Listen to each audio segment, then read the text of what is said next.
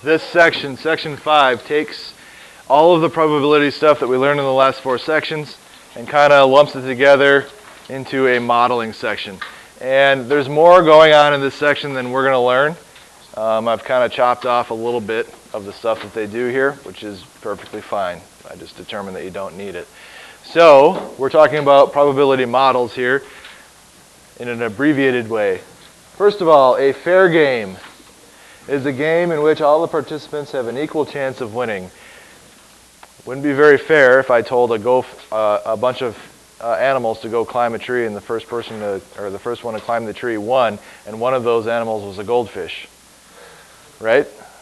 So that's not a fair game. All participants have an equal chance of winning. Does not necessarily mean only people. For example, roulette. The game of roulette is the one in the casino that has the wheel that spins and there's a white ball that goes around and then it lands on a number. The game of roulette has many possible outcomes. Casinos are required to ensure that every outcome has an equal chance of winning. In other words, the number 2 has an equal chance of coming up as the number 3 and the number 4, and all of the other numbers have an equal chance of coming up. There's actually laws that govern that, so that when people use those tables and we use that game, they have a fair shot at winning. Okay, just like when you throw dice, you have to use the casino's dice because they are certified to be fair dice. If you were to bring in loaded dice that always come up a certain way, then that becomes an unfair game, and you have an advantage over the casino. And then probably you'd wind up with broken legs and lose an arm and things like that when they figured out that you were playing with loaded dice. So, decide whether each game is fair. First one, player 1 gets a point if an odd number is rolled on dice or a die, and player 2 gets 1 point if an even number is rolled when rolling a standard die. Is that fair? Why is it fair? There's 3 of each. Yeah, so there's an equal likelihood that any even or any odd will come up. So this is fair. How about the second one? A class of 25 students wants to randomly choose 3 students to bring food to a party. So what they do is they line the students up alphabetically, and each one in succession flips a coin. The first 3 that flips heads have to bring the food. Is that fair? No, why not?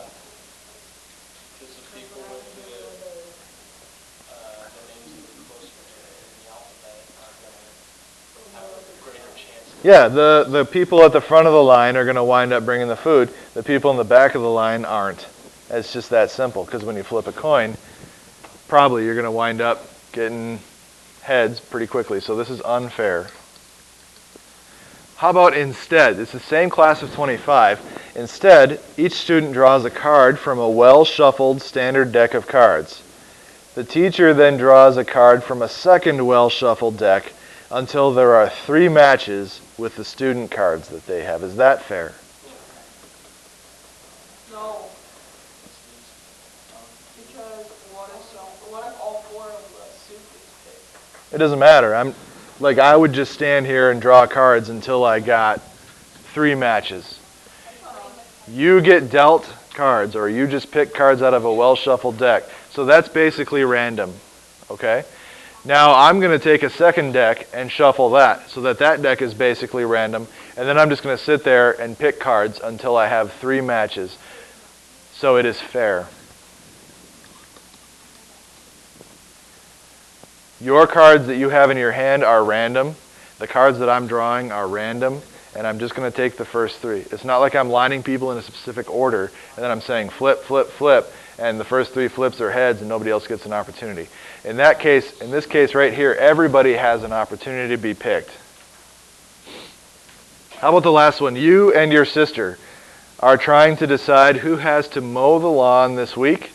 You decide to race, and the winner does not have to mow. How is that unfair? Maybe you're a guy and you're faster. Or maybe your sister is older than you are, and you are actually 10 and your sister is 18, and that would be unfair. Maybe your sister has short, stubby legs and you have long legs, and then you can run faster.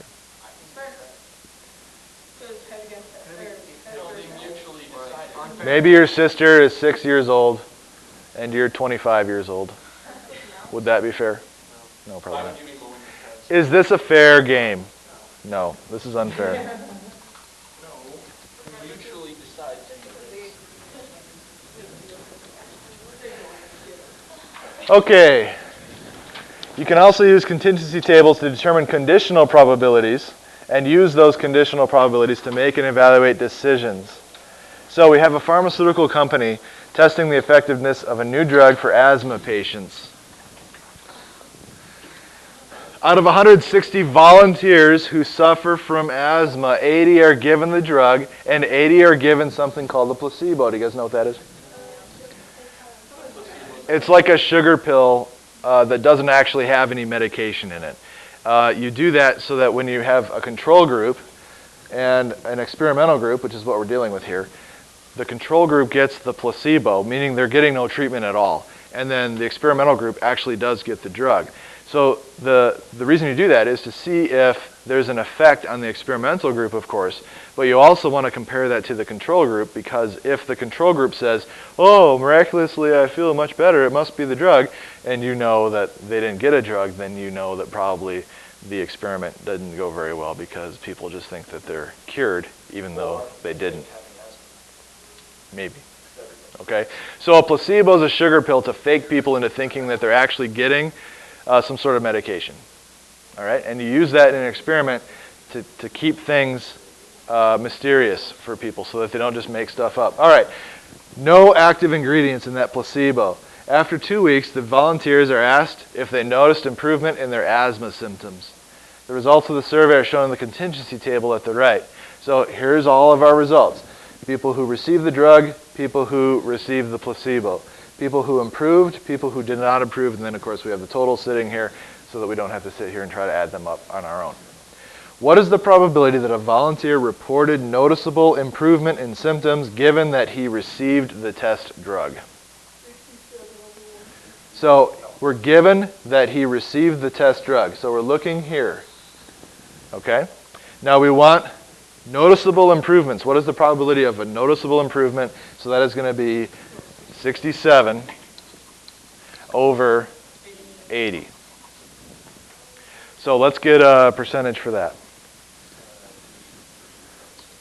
83.75%. So that's really all you have to do for that one. Now let me get rid of this circle. Okay, and let's do the next one. What is the probability that a volunteer received the placebo given that he did not report noticeable improvement in symptoms? So now I'm given that, what? He did not report a noticeable improvement. So that's here. And what is the probability that this person received the placebo? 56 over 69. Give me a percent for that. Okay. So those two things together might be something that a company then would take a look at. They'd say, all right, did people improve when they actually got the drug? Seems like they did. Did people not improve when they didn't get the drug? And based on that second result, if they didn't get the drug, did they not improve? Yes. Okay? So we can take that information then and make decisions like in Part C. It says the pharmaceutical company decides to produce and distribute this drug. The drug is marketed as an effective way to improve the symptoms of asthma. Based on the results of the test that we see up here, did the company make the right decision? Yes or no? And then explain. Did they make the right choice? Yes. You're saying yes? Why?